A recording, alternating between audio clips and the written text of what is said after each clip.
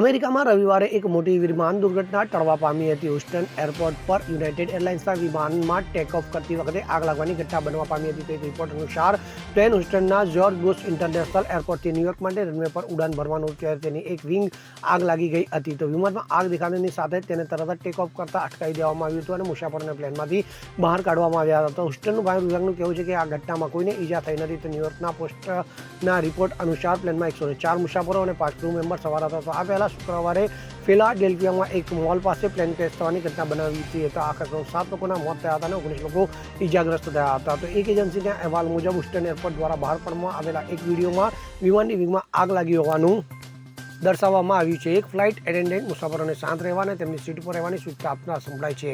તો Houston fire ડિપાર્ટમેન્ટે પુષ્ટિ આપી છે કે આ ઘટનામાં કોઈ ઈજાગ્રસ્ત થયાના અહેવાલ નથી અને તેમને આગ લેવાની જરૂર પડી નથી. તો FAA ઘટનાની તપાસ પણ શરૂ કરી દીધી છે. Bureau report CN24 news. હવે જુઓ દેશ દુનિયાની તમામ ખબરો તમારી આંગળીના ટેરવે. ઉઠાવો મોબાઈલ અને Google Play Store પરથી ડાઉનલોડ કરો અમારી CN24 ન્યૂઝ મોબાઈલ એપ.